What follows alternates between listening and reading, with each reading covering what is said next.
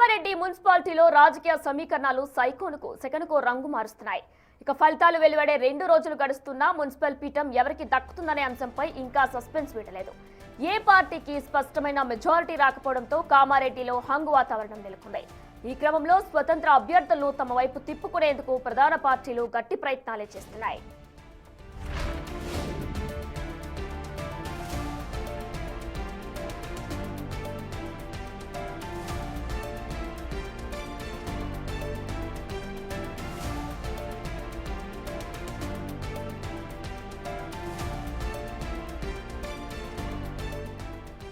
కామారెడ్డి మున్సిపాలిటీలో రాజకీయ సమీకరణాలు సెకనుకో రంగు మారుస్తున్నాయి. ఫలితాలు వెలువడి 2 రోజులు గడుస్తున్న మున్సిపల్ పీఠం ఎవరికి దక్కుతుందనే అంశంపై ఇంకా సస్పెన్స్ వీడలేదు. ఏ పార్టీకి స్పష్టమైన మెజారిటీ రాకపోవడంతో కామారెడ్డిలో హంగు వాతావరణం నెలకొంది. ఈ క్రమంలో స్వతంత్ర అభ్యర్థులను తమ వైపు తిప్పుకునేందుకు ప్రధాన పార్టీలు గట్టి ప్రయత్నాలు చేస్తున్నాయి.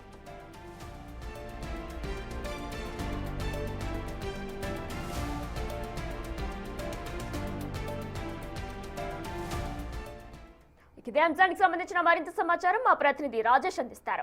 రైట్ రాజేష్, ప్రస్తుతం కామారెడ్డిలో హంగ ఏర్పడడంతో పార్టీలు స్వతంత్ర అభ్యర్థులను తీసుకునే ప్రయత్నం కూడా చేస్తున్నట్లు తెలుస్తుంది. ప్రజెంట్ అక్కడ సిచ్యువేషన్ ఏంటి?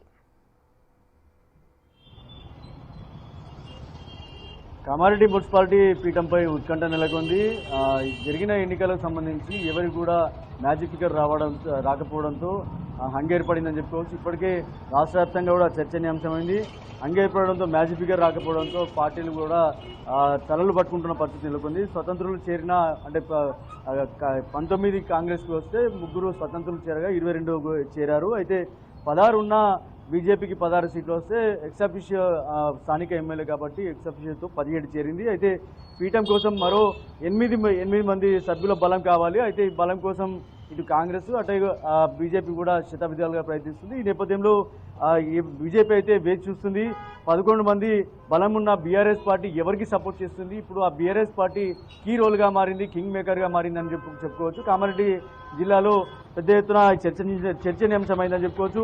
మద్దతు ఇస్తే కనుక బీఆర్ఎస్కు డిప్యూటీ మేయర్ ఆఫర్ ఇస్తే కాంగ్రెస్ బీజేపీ ఇద్దరు కూడా ఆఫర్ ఇస్తున్నారు. ఈ నేపథ్యంలో డిప్యూటీ మేయర్ కూడా ఇస్తే కనుక ఎవరికి మద్దతు ఇస్తారనే కోణంలో వేచి చూస్తున్నారు. అది ఇప్పటికే కేటీఆర్తో పాటు అలాగే హరీష్ రావుతో మంతనాలు జరిపినట్లుగా తెలుస్తుంది. ఎందుకంటే సిద్దిపేటకు సంబంధించిన ఒక నియోజకవర్గం సంబంధించి ఒక మున్సిపల్కి అక్కడ బీజేపీ వచ్చిన స్థానాలు అటు బీఆర్ఎస్ సపోర్ట్ చేస్తే ఇక్కడ బీజేపీకి బీఆర్ఎస్ సపోర్ట్ చేయాలని చెప్పి కూడా ఒక ఏదైతే మంతనాలు జరిగినట్టు తెలుస్తుంది. అది ఇంతవరకు అనేది ఇంకా క్లారిటీ లేదు. కానీ బీజేపీకి బీఆర్ఎస్ సపోర్ట్ చేస్తే కనుక బీజేపీ అక్కడ చైర్మన్ పదవి తీసుకునే అవకాశం ఉంటుంది. కానీ కాంగ్రెసే ఖచ్చితంగా చైర్మన్ పదవి తీసుకుంటామని అన్నప్పటికీ కూడా ఇప్పటివరకే 22 మంది కాంగ్రెస్కి బలం చేకూరింది. కానీ ఇంకొక 3 కావాల్సి ఉంది. కానీ ఆ 3 ఎక్కడి నుంచి ఎలా బలం చేకూరుతుందని తెలియదు. కాకపోతే అక్కడ ఎక్సఫిషియో సంబంధించిన ఎవరు కూడా లేకపోవడంతో ఒక్కసారిగా హంగేర్పడింది. ఉత్కంఠభరితంగా కామారెడ్డి మున్సిపల్ చైర్మన్ కొనసాగుతుంది. ఇప్పటివరకే చిక్కుముడైతే విడలేదు. దీనికి సంబంధించి ఇప్పటివరకు రాష్ట్ర వ్యాప్తంగా చర్చనీయాంశం. ఎందుకంటే 16వ తేదీన ఎవరైతే కార్పొరేటర్లు గెలిచారో వాళ్ళందరూ కూడా ప్రమాణ స్వీకారం ఉంటుంది.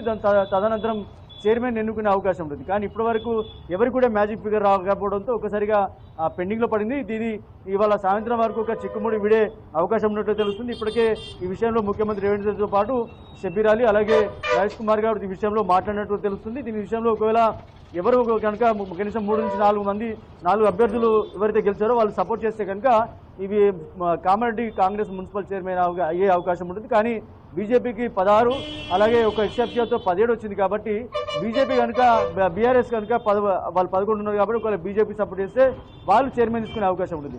కానీ కడాఖండిగా చెప్తున్నారు కాంగ్రెస్ పార్టీ ఖచ్చితంగా చైర్మన్ తీసుకుంటామని చెప్తున్నారు. అది ఇట్లా ఉంటుందని వేచి చూడాల్సిన అవకాశం ఉంటుంది. Right Rajesh, thanks for the live details.